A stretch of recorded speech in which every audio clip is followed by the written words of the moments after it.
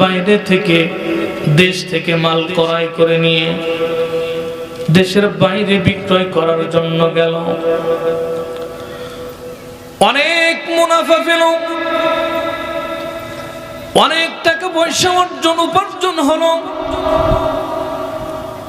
উকবা যখন তার সমস্ত মালগুলো বিক্রয় করে ফেলেছে, এই বিক্রয় করার পরে যখন ক্যালকুলেশন করলো, হিসাব করলো, হিসাব করে দেখে ব্যবসার ভিতরে অনেক লাভ হয়েছে, অনেক টাকা উপার্জন হয়েছে, লাভ হয়েছে।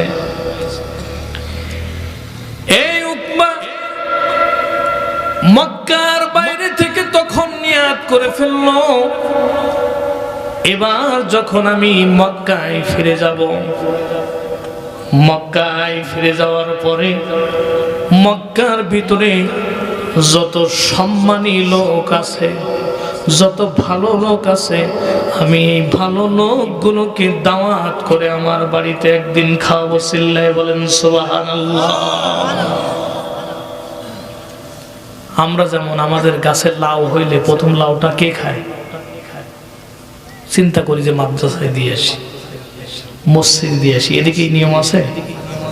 গাছের পয়লা ডাবটা সব তো হুজুর আপনারাই খান, ভালো ভালো জিনিস। আল্লাহু আকবার। তো উকবা চিন্তা করছে যে মক্কায় যাওয়ার পরে সব থেকে যে দামি এবং জ্ঞানী, গুণী এবং সৎ লোক আছে তাদেরকে দাওয়াত করে খাওয়াবো। মজার বিষয় হলো বন্ধুগণ, উনি যখন ব্যবসা থেকে ফিরে আসলেন, ফিরে আসার পরে স্বামী, স্ত্রী এবং পরিবারের লোকদেরকে নিয়ে পরামর্শ করলেন কার কার দাওয়াত করা যায়। সর্বপ্রথম যে নামের তালিকা করেছেন, এ মুসলমান একটু ভালো করে বুঝবেন, সর্বপ্রথম যে নামের তালিকাটা করছিল, ওই তালিকার পহেলা নাম্বার, 1 নাম্বার, 1 নম্বরে যার নামখানা ছিল তিনি আর কেউ নন, তিনি হলেন আপনার আমার নবী মুহাম্মদুর রাসূলুল্লাহ। উকবা তখন কাফের। উকবা কি? কাফের এবং কঠোরপন্থী কাফের। রাসূল তার জীবনের শত্রু, তার মানে রাসূলের জীবনের শত্রু। কিন্তু খাওয়ার তালিকায় 1 নম্বর তালিকা করছে কার? মুহাম্মদুর রাসূলুল্লাহ। আল্লাহু আকবার। একটু চিল্লায় বলেন আল্লাহু আকবার। একজন কাফেরের তালিকায় সর্বপ্রথম যে নামটা স্থান পেয়েছে আপনার আমার নবীর নাম। সুবহানাল্লাহ। কেন পাবে না? আমি যখন উমরা করতে গিয়েছি, মক্কা থেকে 65 কিলোমিটার রাস্তা হলো তায়েফ। নবী আমার এখানে দাওয়াত নিয়ে গেছেন। মামার বাড়ি, নবীর মামার বাড়ি, সঙ্গে কেউ নন, একজন মাত্র সাহাবী, তিনি হলেন হযরতে যায়েদ। একজনকে নিয়ে গেছে। বড় আশা নিয়ে, ব্যথা নিয়ে মামার বাড়িতে গেছে আমার রাসূল। মক্কায় আমার দাওয়াত কেউ কবুল করলো না। হয়তো আমার মামার দেশের অঞ্চলে গেলে আমি যদি বলি আশহাদু আল্লাহ ইলাহা ইল্লাল্লাহু ওয়া আশহাদু আন্না মুহাম্মাদান আবদুহু ওয়া রাসূলুহু, এ কথার দাওয়াত যদি আমি দিয়ে দেই, আমার মনে হয় আমার মামার দেশের লোকগুলো আমার কালিমা পড়ে মুসলমান হয়ে যাবে। ঘটনা বিপরীত। রাসূলুল্লাহ যখন গেছে বুখারী শরীফের হাদিসের ভিতর আসছে তায়েফের কাফের সর্দার ওই তায়েফের যুবকদেরকে লেলাই দিছে, আমাদের দেশে নতুন একজন পাগলের আমদানি হয়েছে, যাও যে যত মারতে পারো, যে যত আঘাত করতে পারে যাও মারো। রাসূলুল্লাহকে যখন প্রথম মেরে রক্তাক্ত করে দিছে, রাসূল আমার বেহুশ হয়ে গেছে। আল্লাহু আকবার। সেইখান থেকে উঠে যখন নাকি আবার হাঁটা শুরু করছে, আবার কাফেররা আবার মারা শুরু করে দিছে। তৃতীয়বার সব থেকে বেশি রক্ত পড়ছে তায়েফের ময়দানে। আমি আমার মুআল্লিম হাফিজ ভাইকে বললাম, হাফিজ ভাই, আমার নবীজির রক্ত কোনখানে পড়ছে? আমার নবীজি সবচাইতে বেশি ক্লান্ত শ্রান্ত হয়ে পড়ছিল কোথায়, আমাকে একটু দেখো।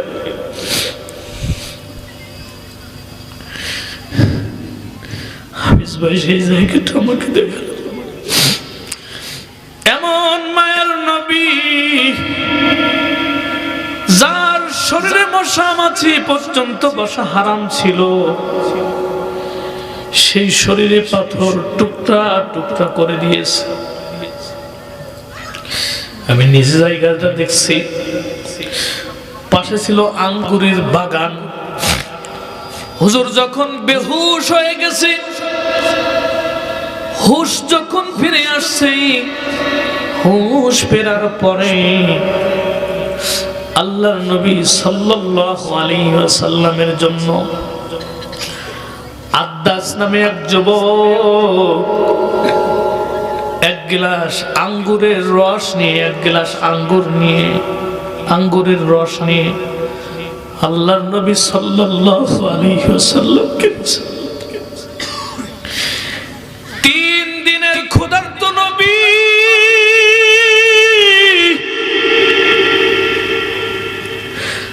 আঙ্গুরের রসটুকু পেয়ে সবটুকু রস আল্লাহর নবী সাল্লাল্লাহু আলাইহি ওয়াসাল্লাম খেয়ে ফেলছে। যখন নাকি খাওয়া হয়ে গেল, খাওয়ার পরে স্বস্তির একটা নিঃশ্বাস ছেড়ে, একটা টিস্যু স্বস্তির একটা নিঃশ্বাস ছেড়ে ওই যে যুবক আদ্দাস, এখনো পর্যন্ত যারা হজ করতে যান দেখবেন তায়েফের ময়দানে একটা ছোট্ট মসজিদ আছে, মাত্র 70 থেকে 80 জন অথবা 100 জন মানুষ সেইখানে নামাজ পড়া যায়।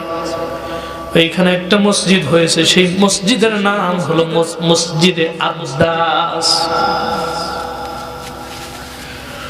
সবটুকু রস খাওয়ার পরে আল্লাহর নবী সাল্লাল্লাহু আলাইহি ওয়াসাল্লাম একটা স্বস্তির নিঃশ্বাস ছেড়ে আদ্দাসকে বলতেছে, আদ্দাসকে বলতেছে, এই যুবক, তোমার নাম না আদ্দাস, আর তোমার বাড়ি না ইউনূস আলাইহিস সালাতু ওয়াস সালামের গ্রাম। যুবক চোখের পানি ছেড়ে দিয়ে রাসূলুল্লাহকে বলছে, নবী, তখন তো সে জানে না নবী, পথিক রে, আমি আপনাকে চিনি না, আমি আপনাকে জানি না, কোন দেশের মুসাফির আপনি, আপনার সঙ্গে আজকের প্রথম দেখা, জীবনে এর আগে আপনাকে কোনোদিন আমি দেখি নাই। কিন্তু আমার কোশ্চিন হলো, আমার প্রশ্ন হলো এক জায়গায়, আমার নাম যে আদ্দাস আর আমার বাড়ি যে ইউনূস নবীর গ্রামে, এইটা আপনি জানলেন কি করে? আল্লাহর নবী বলে, আদ্দাস,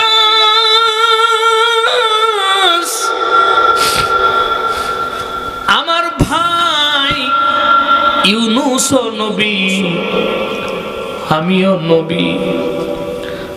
আর শুনে রাখো, এক নবীর খবর আরেক নবীর কাছে থাকে। চিল্লায় বলেন সুবহানাল্লাহ। ও আদ্দাস, এক নবীর খবর আরেক নবীর কাছে থাকে। কারণ যখন আমার নবী কোনো বিপদে মুসিবতে পড়ে যাইতেন, সঙ্গে সঙ্গে আল্লাহ পাক রব্বুল আলামিন আহকামুল হাকিমিন জিবরাইল আলাইহিস সালাতু ওয়াস সালামকে পাঠিয়ে দিতেন। চিল্লায় বলেন সুবহানাল্লাহ।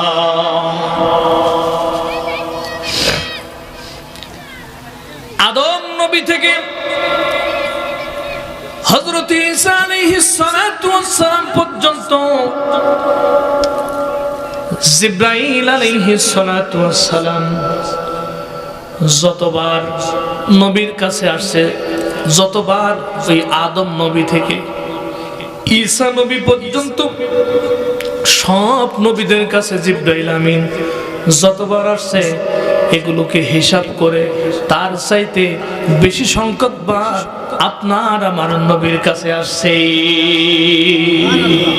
দহদ আমদ বা আদম ও সার ইদরিস পাঞ্জেনু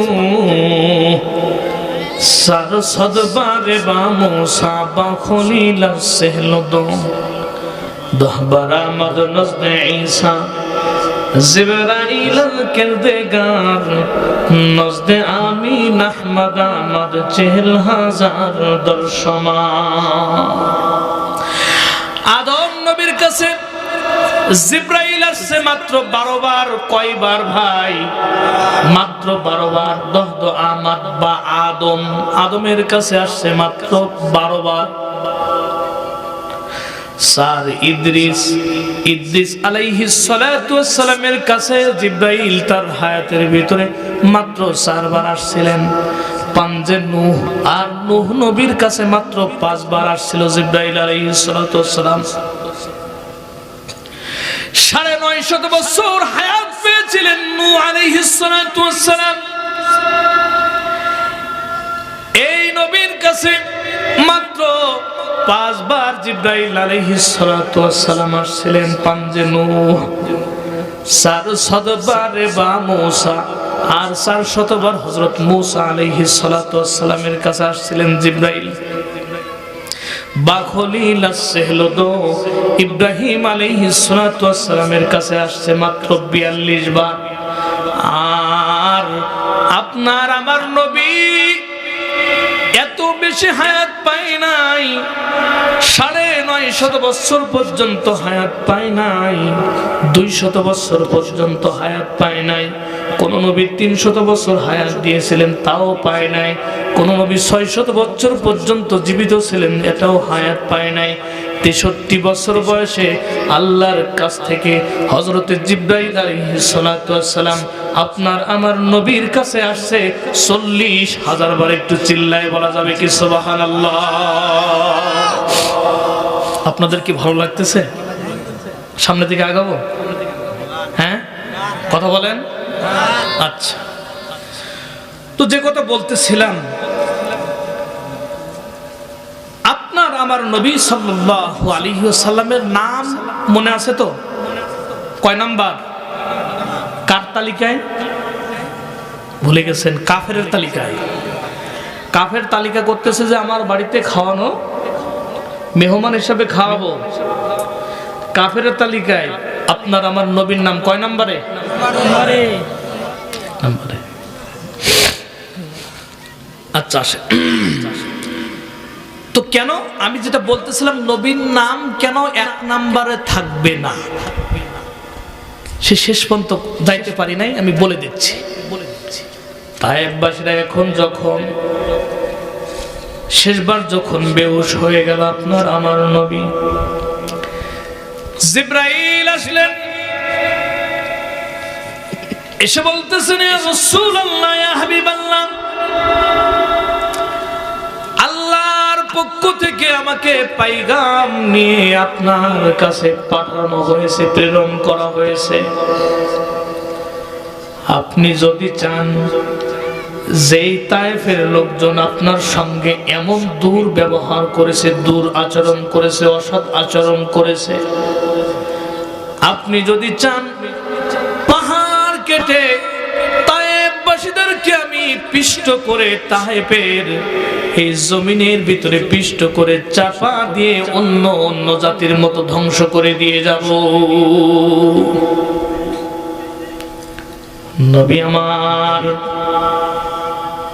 অনেক শান্তিপূর্ণ ভাবে ঠান্ডা মস্তিষ্কে বললেন, জিবরাইল আমার কথা মতো যদি তায়েফের সমস্ত লোকদেরকে তুমি ধ্বংস করে দাও, তাহলে আমি কার কানে পৌঁছাবো? আশহাদু আল্লা ইলাহা ইল্লাল্লাহু ওয়া আশহাদু আন্না মুহাম্মাদান আবদুহু ওয়া রাসূলুহু। কার কাছে পৌঁছাবো রে জিবরাইল? যাও জিবরাইল যাও। আজকে কালিমা তারা পড়ে নাই, তাদের থেকে যে সন্তানাদি হবে আমি আশাবাদী, আমি মুহাম্মদ আশাবাদী, তাদের সন্তান কালিমা পড়বে। চিল্লায়ে বলেন সুবহানাল্লাহ। নবীর এই ধৈর্যের ফলশ্রুতিতে আজও পর্যন্ত পুরা মক্কা আর মদিনা তায়েফ যেখানেই যাবেন না কেন কোনো একজন অমুসলিম খুঁজে পাওয়া যায় না। তো রসুলের নাম কেন এক নম্বরে থাকবে না? আর একটা ছোট্ট এক্সাম্পল দেবো, এরপরে মূল আলোচনা কিন্তু এখন শুরু করি নাই। ছোট্ট একটা এক্সাম্পল দেব। রাসূলুল্লাহ যখন মক্কা থেকে বের হয়ে হিজরত করে মদিনার দিকে যাবে, হযরতে আবু বকর সিদ্দিক রাদিয়াল্লাহু তাআলা আনহুকে বললেন, আবু বকর আমার সঙ্গে যাওয়া লাগতে পারে। ঘটনা আপনারা জানেন, বের হয়ে আসছে আবু বকরকে নিয়ে একদিন রাত্রে বেলায়। হিন্দা আবু সুফিয়ানের স্ত্রী এ ঘোষণা করে দিয়েছে যে আল্লাহ রাসূল সাল্লাল্লাহু আলাইহি ওয়াসাল্লামকে যে জীবিত অথবা মৃত এবং সঙ্গে আবু বকরকে নিয়ে আসতে পারবে 100 লাল উট পুরস্কার দেব। কয়শো ভাই? এটা এমন ঘোষণা, মোটরসাইকেল এখন সবচাইতে মানে বেশি দামি কি একটা বের হয়েছে, মানে মোটামুটি সবাই জানে যেটা, যে R15। এখন এই গড়খালি যদি ঘোষণা দেওয়া হয় যে তাবারাক হুজুরকে ধরে আনতে পারলে, অথবা যে স্টেজে বয়ান করছিল ওই হুজুরের জীবিত অথবা মৃত্যু যদি ধরে আনা যায় 100 R15 দেব। আচ্ছা বলেন, এই এলাকার যুবকরা নাকে তেল দিয়ে ঘুমাবে, তা কি করবে? হ্যাঁ, চিন্তা করবে। বউরে যাই বলবে মা, ওই মা কোসে সরি মানে বউ, মানে ও তেরাসে বলে ফেলবে, আমারে অন্তত রাত্রে বেলায় একটু গভীর রাত যখন তখন ডেকে দিস যে আমি ওই হুজুরের যে কোনো কায়দায় গ্রেফতার করে 100 R15 নেব। ওর জীবনে আর কোনো কামাই করা লাগবে? আরবের ভিতরে তখন লাল উটের ওই রকম চাহিদা। এখন যেমন একটা প্যারাডো পাজারো গাড়ির চাহিদা, বুলেট প্রুফ গাড়ির চাহিদা, BMW গাড়ির চাহিদা, তখন আরবের ভিতরে একটা লাল উটের ওই রকম চাহিদা। হিন্দা ঘোষণা করে দিল, আবু সুফিয়ানের স্ত্রী ঘোষণা করে দিল, মুহাম্মদ সাল্লাল্লাহু আলাইহি ওয়াসাল্লাম এবং তার সাথী আবু বকরকে যে ব্যক্তি ধরে আনতে পারবে 100 লাল উট তাকে পুরস্কার দেওয়া হবে। সুরাকা ইবনে মালিক নামক এক যুবক ছিল, পাহলওয়ান, গায়ে হেভি শক্তি, কুস্তিগির। এক সময় এলাকায় ছিল না কুস্তি লাগাইতো, টাইগার খোকন নাম করা প্লেয়ার। এরকম কি কি আরো ছিল, ছোট সময় শুনতাম এরকম কুস্তি খেলা। আপনারা কি দেখছেন, শুনছেন না? এরকম শক্তিধর কুস্তিগির পালোয়ান এই সুরাকা ইবনে মালিকের আল্লাহ পাক রব্বুল আলামিন এমন মেধা, এমন স্মৃতি শক্তি দিয়েছিল, মরুদ্যানের ভিতর থেকে যদি কোনো ঘোড়া দৌড়ায়া চলে যাইতো, ওই ঘোড়ার খুরের নিচে পায়ের নিচের যে ছাপ বালুর উপর পড়তো, ওই পায়ের নিচের ছাপ দেখে বলে দিতে পারতো যে কোন কবিলার ঘোড়া। একটু চিল্লায় বলা যাবে কি সুবহানাল্লাহ? কেমন বেরেন? এই সুরাকা পাহলওয়ান কুস্তিগির যখন নাকি বাজারের ভিতরে এরকম ঢোল পিটানো হলো, এক সময় ছিল কিন্তু টিন দিয়ে এরকম পিটায় অথবা ঢোল পিটায় বাজারের ভিতর কি করতো? প্রচার করতো। তখন তো আর মানে কি ছিল না, মাইক ছিল না, আর ফেসবুক ছিল না। এখন তো যা প্রচার হয় কোথায়? ফেসবুক আর ইউটিউব, এতে প্রচার হয় না। তখন তো আর ছিল না। এরকম ভাবে যখন প্রচার করে দিল, এই প্রচার যখন তার কানে বেজে উঠলো, সুরাকা তখন বন্ধুদের সাথে মদের আড্ডায় ছিল। কোথার আড্ডায়? কোথায়? এখান থেকে বুঝতে হবে যুবক যাদের গায়ে একটু শক্তি আছে, যারা যুবক মানুষ, তারা কিন্তু কন্ট্রোলের বাইরে, আউট অফ কন্ট্রোল, সবসময় কোনো না কোনো আড্ডায়, কোনো না কোনো জায়গায়, কোনো না কোনো অবৈধ জায়গায় থাকতে পছন্দ করে। কারণ তার রক্তের গরম তাকে সামলাইতে দেয় না। এই সূরাকে ইবনে মালিক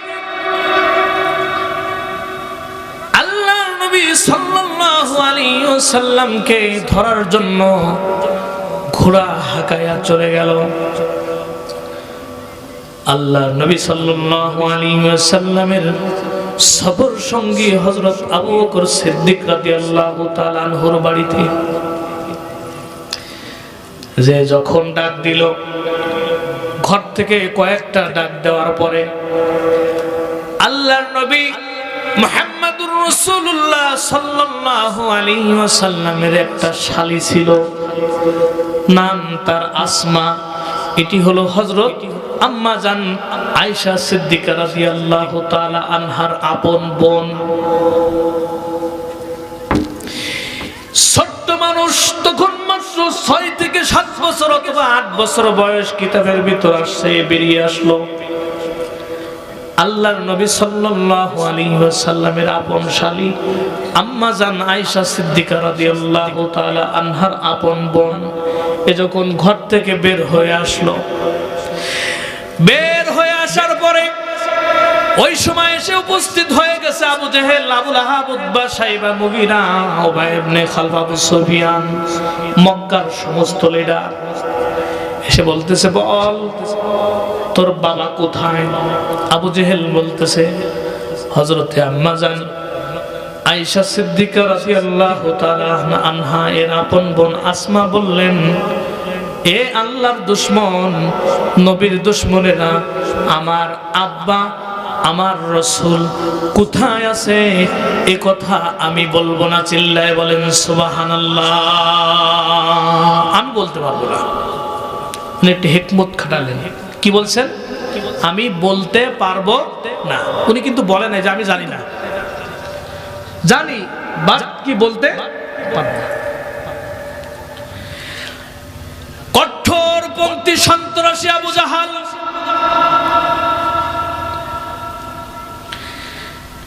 হযরতে আসমা রাদিয়াল্লাহু তাআলা আনহার ডান হাত দিয়ে কানের ভিতরে, ডান কানের ভিতরে এরকম চল সহ একটা চর মেরে দিছে। কানের পর্দাটা ফেটে ফিনকি দিয়ে রক্ত বেরিয়ে চলে আসছে। কিচ্ছু আর কানে শুনতে পায় না। এদিকে সুরাকা চলে গেছে আল্লাহর নবী সাল্লাল্লাহু আলাইহি ওয়াসাল্লামকে গ্রেফতার করার জন্য। মদিনার যেখানে বর্ডার, আবু আইয়ুব আনসারী রাদিয়াল্লাহু তাআলা আনহুর বাড়ির কাছাকাছি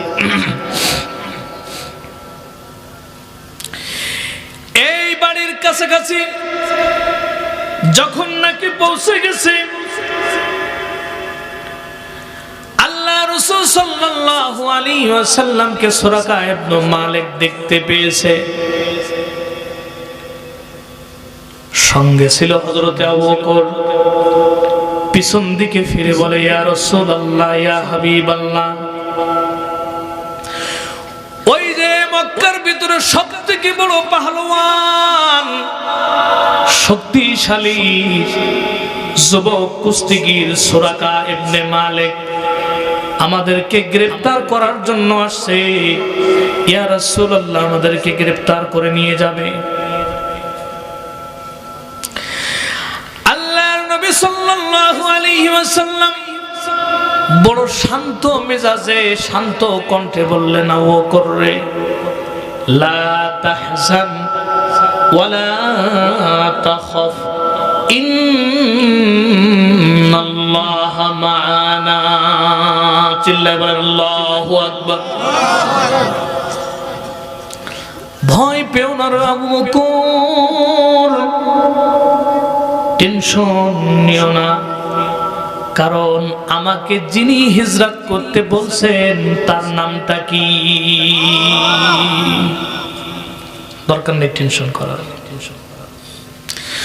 সুরাকা যখন কাছাকাছি আসছে, এসে বলে, মুহাম্মদ, জলদি করে ধস্তাধস্তি করার আগে জলদি করে আমার সঙ্গে ব্যাক করো মক্কাতে।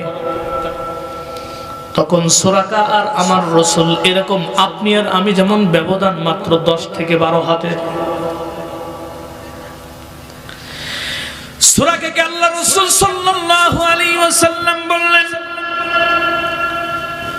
সুরাকা তুমি চলে যাও, আমাকে গ্রেফতার করতে এসো না, আল্লাহর পক্ষ থেকে তোমার উপর গজব নাজিল হবে। খবরদার, আল্লাহকে ভয় করো, আমাকে গ্রেফতার করার জন্য এসো না। সুরাকা চিন্তা করতেছে, 100 লাল উট আর এই মুহাম্মদ আব্দুল্লাহর বেটা, এটা আবার কি বলে, আল্লাহর গজব টজব কি সে তো আর আল্লাহ মানে না। আমার মুসলমান ভাইরা, যখন নাকি সে হিংস্রতা নিয়ে, নবীর প্রতি অশ্রদ্ধা নিয়ে যখন নাকি সামনের দিকে অগ্রসর হয়ে গেছে, আল্লাহর পক্ষ থেকে গজব চলে আসছে। সুরাকার ঘোড়া সহ এই হাঁটু পর্যন্ত বালুর ভিতরে পুঁতে গিয়েছে। চিল্লায় বলেন সুবহানাল্লাহ। হাঁটু পর্যন্ত পুঁতে গেছে, এখন নড়তে চড়তে পারে না, ঘোড়ার সামনের দিকে আগে। তখন বলতেছে, মুহাম্মদ, এইটা কি করলা,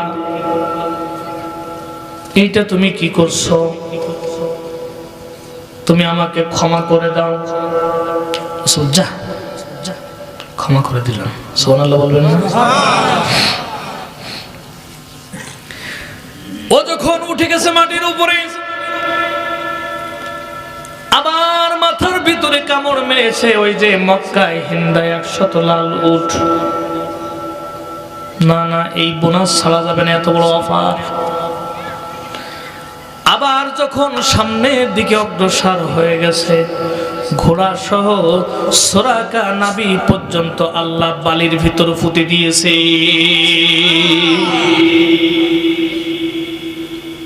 মুহাম্মদ, তুমি কি জাদু ঠাদু জানো? কি করছো, এটা আমাদের মাফ করে দাও।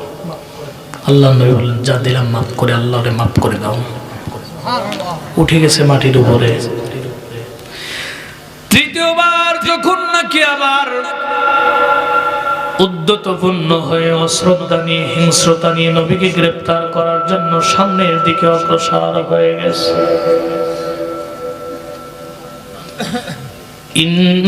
ইন্না বাতশা রাব্বিকা লাশাদীদ।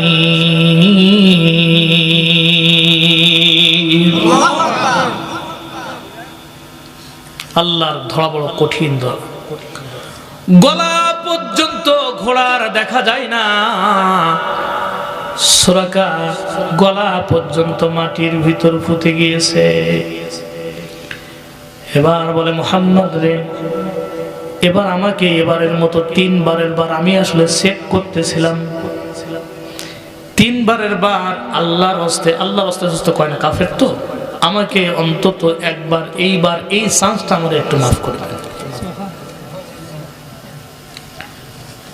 মায়ার নবী শান্ত মেজাজে বললেন, আল্লাহ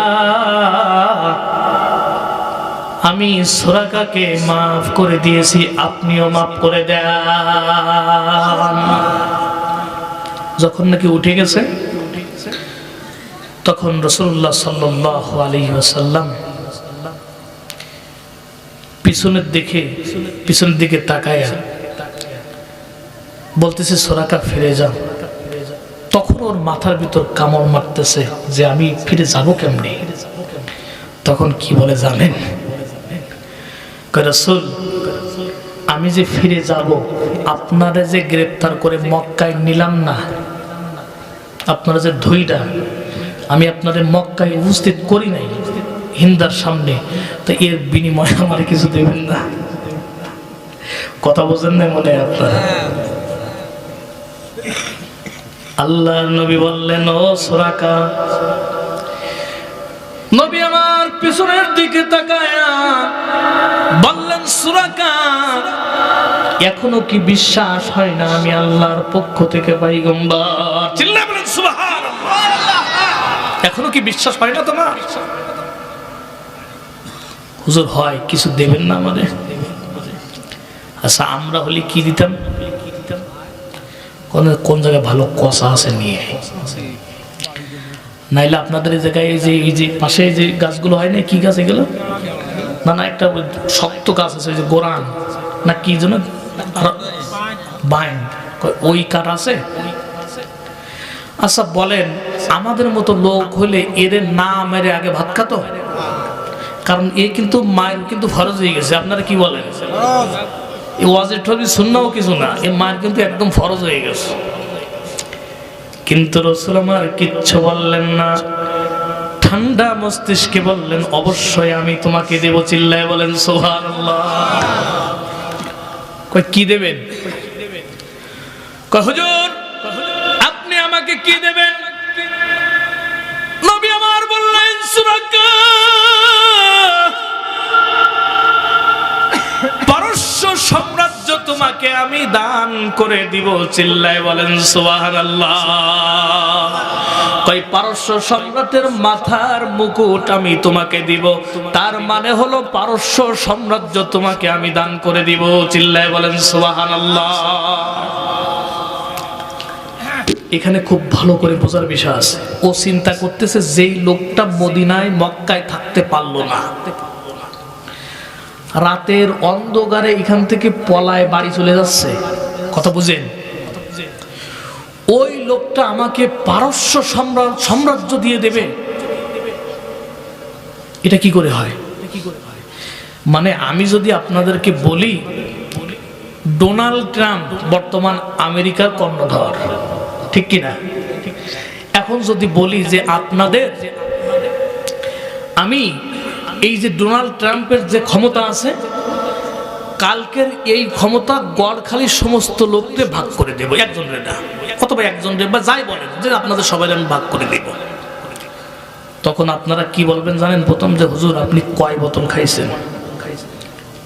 কথা বোঝেন নাই? হুজুর আপনি কি খাইছেন? কয় বোতল খাইছেন? তার মানে আপনার কি নেই? মাথা ঠিক নেই। নবী আমার বললেন, পারস্য সম্রাটের মাথার মুকুট আমি তোমাকে দিয়ে দেব। অনেক লম্বা চওড়া ঘটনা, এদিকে আমি যাব না। আমি আপনাদেরকে বোঝাইতেছিলাম, ওই যে উকবা ইবনে আবি মুইত এক নম্বরে, তখন তিনি কাফের, তখন সে কাফের, কিন্তু মক্কায় থেকে এক নম্বরে খাওয়া দাওয়ার আয়োজন করার পরে নামের তালিকায় যাকে এক নম্বর সিরিয়ালে রাখছিলেন, সেই নামটা কি একটু চিল্লায় বলেন? মুহাম্মাদুর রাসূলুল্লাহ। নবীর চরিত্র যদি এই হয়, তা এক নম্বরে কেন রাখবে না বলেন? থাকবে না? কিন্তু এখানে বিষয় আছে, তখন উকবা কাফের, রাসূলুল্লাহর সাথে আর নবীর সাথে সাপ আর বেজির সম্পর্ক বন্ধুত্বপূর্ণ সম্পর্ক। কথা কয় না, কয় দা আর কুমড়ার সম্পর্ক, এটা কি বন্ধুত্বপূর্ণ নাকি শত্রুতাপূর্ণ? বেজি আর সাপ একজন আরেকজনের মারাত্মক বন্ধু, চিল্লায় বলেন ঠিক কিনা? বন্ধু নাকি শত্রু? শত্রু না? এরকম শত্রুতা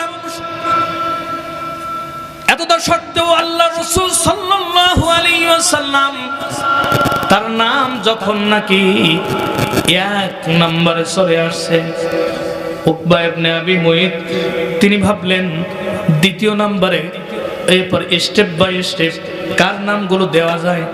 দ্বিতীয় নম্বরে যে তালিকাগুলো করলেন, নবীর সঙ্গে যে সাহাবীগুলো থাকতো সেই সাহাবীগুলোর নাম একে একে উকবা লিস্ট করে ফেললেন। চিল্লায় বলেন সুবহানাল্লাহ। এইখান থেকে বোঝা যায় দুনিয়ার সর্বশ্রেষ্ঠ মানুষ নবী এবং সাহাবী। চিল্লায় বলেন ঠিক কিনা? যারা নবী এবং সাহাবীর বিরুদ্ধে কথা বলে ওদের জন্মের ভিতর ভেজাল আছে। একটু চিল্লায় বলতে হবে ঠিক কিনা?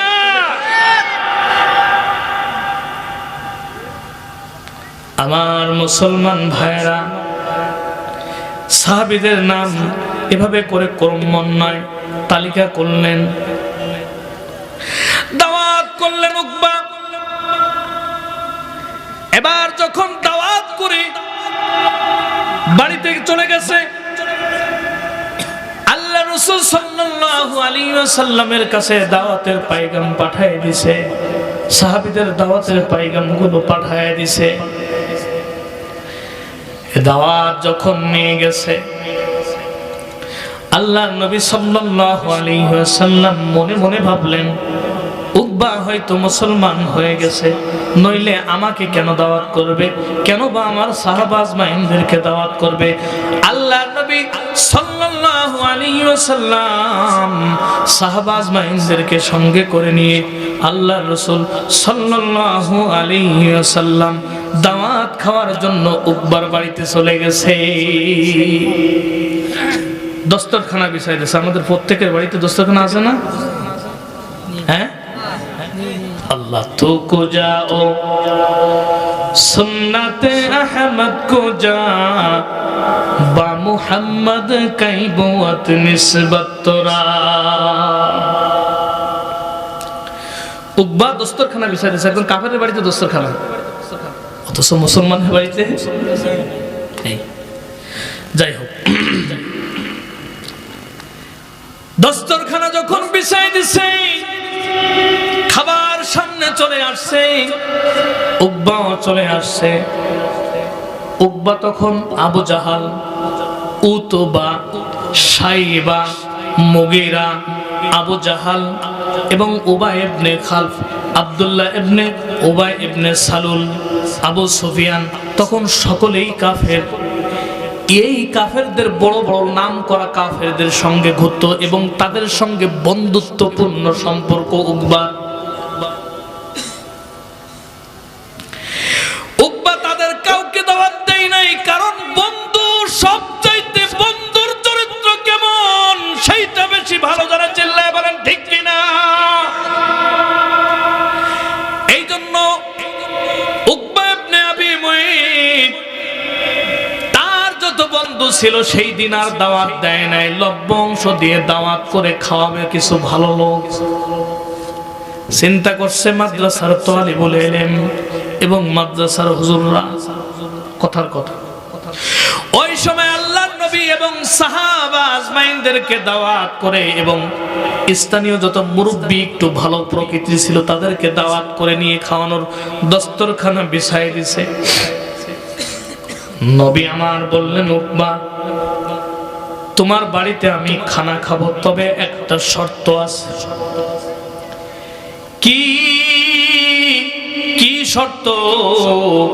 কয় শর্ত হলো, উকবারে তুমি কি মুসলমান হয়েছো এই কথা তুমি আগে আমাকে জানাও, তারপরে তোমার বাড়িতে তোমার দস্তরখানায় তোমার প্লেটে আমি খানা খাবো। এর আগে আমি নবী মুহাম্মদ তোমার বাড়িতে খানা খাইতে পারি না। আগে জানাও আমাকে তুমি মুসলমান হয়েছো কিনা। আচ্ছা, উকবা বিপদে পড়ে গেছে না? উকবা বলে না, মুহাম্মদ রে আমি মুসলমান হই নাই এবং কালিমাকেও আমি স্বীকৃতি দেই না, কিন্তু মক্কার ভিতরে আপনি শ্রেষ্ঠ মানুষ, মানুষ ভালো লাগছে তাই দাওয়াত করে আমার বাড়িতে আনলাম। নবী বলে, উকবা রে বড় আশা নিয়ে, বুক ভরা আশা নিয়ে তোমার বাড়িতে আমি আসছিলাম, কিন্তু উকবা শুনে রাখো তোমার বাড়িতে আমি খানা খাইতে পারবো না, কারণ তুমি হলো বেঈমান, তুমি কালিমাওয়ালা না। চিল্লায় বলেন সুবহানাল্লাহ।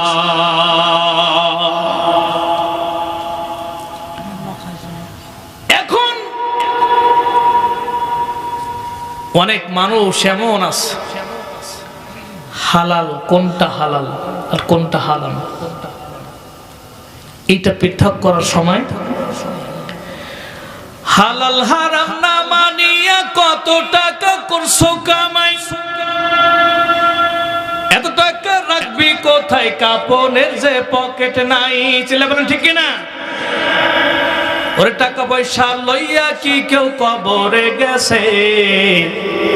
ওরে মানুষ হইছে বেহুশ দুনিয়ার পিছে, কি জবাব দিবি রে তুই আল্লাহরই কাছে? ওরে মানুষ হইছ বেহুশ দুনিয়ার পিছে, কি জবাব দিবি রে তুই আল্লাহরই কাছে? উকবা আমি তোমার বাড়িতে খানা খাবো না যতক্ষণ পর্যন্ত না তুমি কালিমার স্বীকৃতি দিবে। উকবা বড় বেকায়দায় পড়ে গেছে। কারণ হলো, আপনি যদি মনে করেন এইখানকার সবচাইতে গণ্যমান্য একজন ব্যক্তি, মনে করেন মাদ্রাসার হুজুরদেরকে দাওয়াত করে আপনি আপনার বাসায় নিয়ে গেছেন, আপনার বিয়ে আসছে, দামি দামি কিছু মেহমান আসছে, আপনার পার্সোনাল কিছু লোকজন আসছে, ভিআইপি গেস্ট আসছে, খাইতে বসছেন। মাদ্রাসার হুজুররা বলতেছে যে ভাই আপনার এই কারণে, এই গুণের কারণে, অথবা এই দুর্নীতির কারণে, অথবা এই অভিযোগের কারণে আপনার বাড়িতে আমি খানা খাবো না, এই যে চলে গেলাম, আপনার প্লেট, আপনার খাওয়া, আপনার সব কিছু থাকলো। আচ্ছা বলেন, আপনার মান সম্মান থাকবে? মুহূর্তের ভিতরে গোটা এলাকায় ছড়াই যাবে না? উকবা বড় টেনশনের ভিতর পড়ে গেছে। এখন কি করব? কি করব? এখন আমার কি করা উচিত? আমার বাড়ি থেকে যদি মুহাম্মাদুর রাসূলুল্লাহ না খাইয়া আমার দস্তরখানা থেকে উঠে চলে যায়, আমার তো একটা সমাজ আছে, আমার তো একটা সম্মান আছে। সকলেই আমাকে মেম্বার সাহেব বলে ডাকে, সকলেই আমাকে চেয়ারম্যান সাহেব বলে ডাকে, সকলেই আমাকে এসপি সাহেব বলে ডাকে, সকলেই আমাকে ডিসি সাহেব বলে ডাকে, সকলেই আমাকে ওসি সাহেব বলে ডাকে। অতএব আমার বাড়ি থেকে যদি না খাইয়া হুজুর চলে যায়, আর এই কথা যদি পাবলিশ হয়ে যায়, আমার মান সম্মান সমাজের ভিতর একদম থাকবে না। এই জন্য উকবা কি করতেছে? উকবা বড় মারাত্মক টেনশনের ভিতর পড়ে গেছে।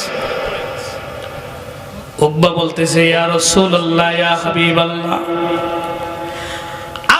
আমার দস্তরখানা থেকে আমার খানা রেখে, আমার ভাত রেখে আপনি, আমার রুটি রেখে আপনি, আমার গোশত রেখে আপনি উঠে যাবেন না দয়া করে। রাসূল বলছে, উকবা এটা আমি মুহাম্মাদের দ্বারা কোশ্চিন কালেও সম্ভব না। উকবা এবার বলতেছে, আশহাদু আল্লা ইলাহা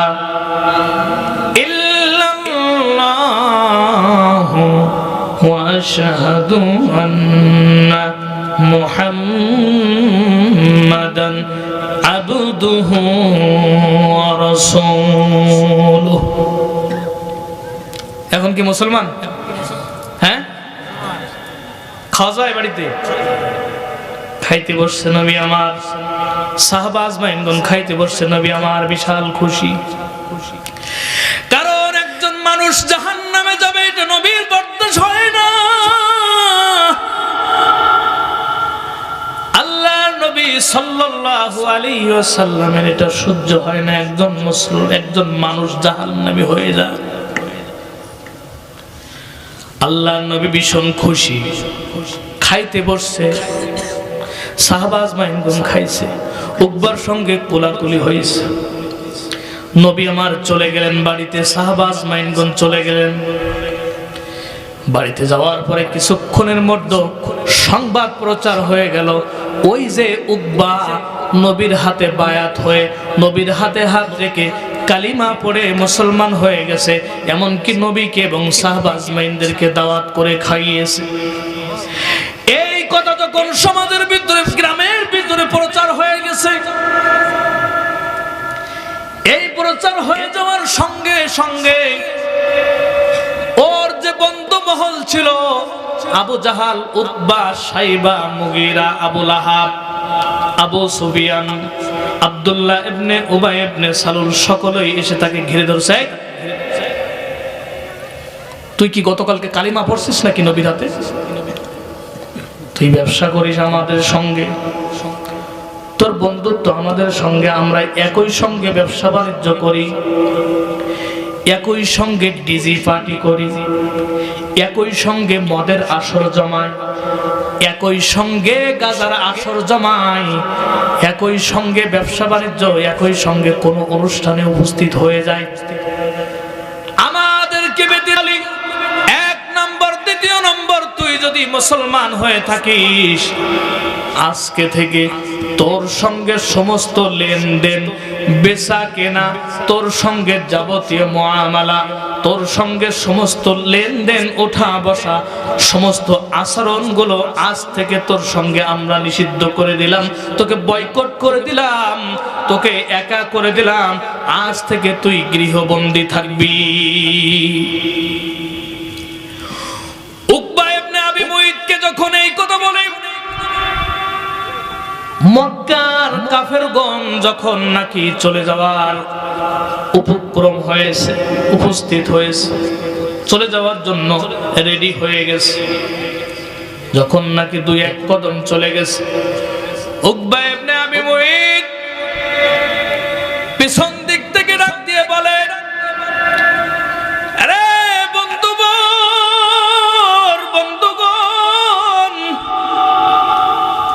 শোন রে, আমার কথা শোন, তোরা কেউ যাবি না, তোরা একটু আমার কথাগুলো শুনে যা। ও বন্ধুরা, ব্যবসা বাণিজ্য একসাথে করি, বিয়ে শাদীর অনুষ্ঠান একসাথে আমরা অনুষ্ঠান করি, যে কোনো অনুষ্ঠান হইলে আমরা একসঙ্গে থাকি, সব কিছুতে যেহেতু একসঙ্গে। বন্ধুরা শোন, আমি কিন্তু মুসলমান হই নাই। কয়, ওই যে তুই কালিমা পড়ছ।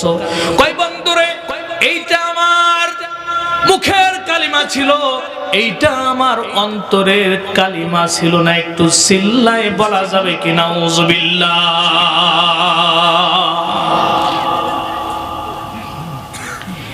এইটা আমার মৌখিক কালিমা ছিল, আমার অন্তরের কালিমা ছিল না। তাহলে কালিমা কয় প্রকার? আপনাদের ভালো লাগতেছে না? শেষ করে দেব। কালিমা কয় প্রকার সবাই বলেন? একটা হলো মৌখিক কালিমা, আরেকটা হলো অন্তরের কালিমা, দিলের কালিমা, অন্তরের কালিমা। কই কোন কালিমার আল্লাহর কাছে দাম? অন্তরের কালিমা আল্লাহর কাছে দাম। মৌখিক কালিমার কোনো ভ্যালু নাই, মৌখিক কালিমার কোনো দাম নাই যদি অন্তর দিয়ে না পড়ে। যদি অন্তর দিয়ে না পড়ে, তাহলে কালিমা এখন কয় প্রকার হয়ে গেল? দুই প্রকার। আমাদের সমাজে এমন কিছু লোক বের হবে, এই যে ডক্টর ইউনূস সাহেব যখন নির্বাচনী ইশতেহার ঘোষণা করবে, দেখবেন এলাকার মেম্বারের মাথায় টুপি, এলাকার মেম্বারের গায়ে পাঞ্জাবি, এলাকার চেয়ারম্যান সাহেবের গায়ে বড় একটা জুব্বা আর মাথায় একটা টুপি। সারাদিন কাউকে এমনি সময় সালাম নাও দিলে ওই সময় সালাম দিতে দিতে চেয়ারম্যান সাহেবের গালে গাজলা উঠে যায়।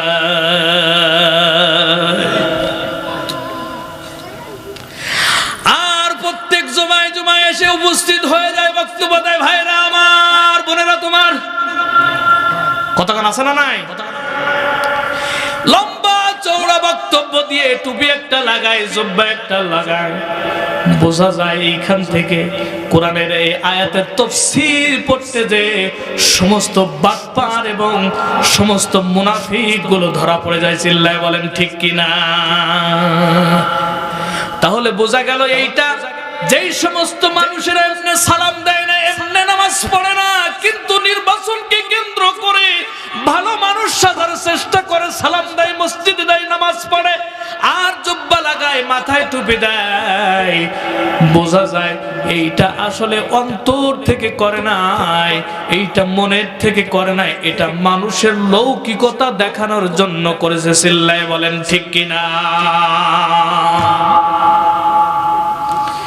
সমাধান চাও যদি জীবনে মরণে, ফিরে যাও খুঁজে নাও, চোখ রাখো কোরআনে। হো সমাধান চাও যদি জীবনে মরণে, ফিরে যাও খুঁজে নাও, চোখ রাখো কোরআনে।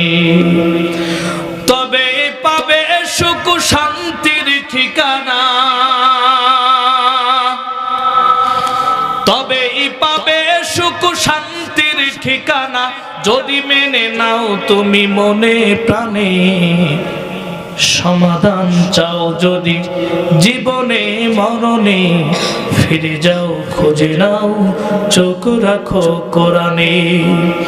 এ তো চির অমলান চির মুক্তির ডাক, এ যে মহাবাণী খোদারি কালামে পা।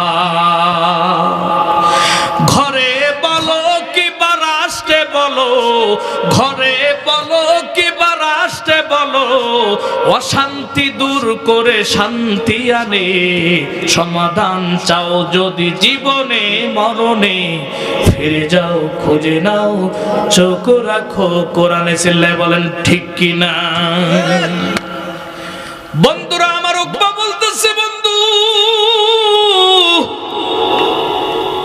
এইটা আমার রাজনৈতিক কালিমা, অন্তরের কালিমা না রে বন্ধু, এইটা অন্তরের কালিমা না। আবু জেহেল, উতবা, সাইবা, মুগিরা, উবাই ইবনে খাল এবার উকবা ইবনে আবি মুইতকে ধরে বসছে, কয় এইটা যদি অন্তরের কালিমা না হয়, আগামীকাল আমাদেরকে উপস্থিত রেখে মুহাম্মদ সাল্লাল্লাহু আলাইহি ওয়াসাল্লামকে উপস্থিত রেখে আগামীকাল আমাদের সামনে মুহাম্মাদের কালিমা, তোকে মুহাম্মাদকে ফেরত দেওয়া লাগবে। নাউজুবিল্লাহ বলবেন না? কয় মুহাম্মাদের কালিমা মুহাম্মাদকে ফেরত দেওয়া লাগবে। এক। দুই নাম্বার শর্ত হলো আল্লাহ রাসূল সাল্লাল্লাহু আলাইহি ওয়াসাল্লাম যখন নাকি কালিমা ফেরত দিতে যাবে, ওই সময় মুহাম্মদ সাল্লাল্লাহু আলাইহি ওয়াসাল্লামের মুখের ভিতরে তোকে থুতু নিক্ষেপ করা লাগবে। নাউজুবিল্লাহ বলবেন না? আল্লাহু আকবার। উকবা বড় চিন্তায় পড়ে গেছে, এই কাজটা আমি কেমনে করব? আবার চিন্তায় দুশ্চিন্তায় পড়ে গেছে, আমি যদি এই কাজ না করি তাহলে তো আমার বন্ধু মহল, আমার ব্যবসা বাণিজ্য ঠিক থাকবে না। কি করব এখন? আমি কি করতে পারি? আমি যে আয়াতটা তেলাওয়াত করেছিলাম, বন্ধুরা আমার, সেই আয়াতের দিকে মিলাই দেব। এইটা এতক্ষণ পর্যন্ত শানে নুজুল বলতেছিলাম। আমি যে প্রথমে বলতেছিলাম ওয়ায়াউমা ইয়া'আদ্দুজ জালিমু আলা ইয়াদাইহি ইয়াকুলু ইয়া লাইতানি ইত্তাখাযতু মা'আর রাসূল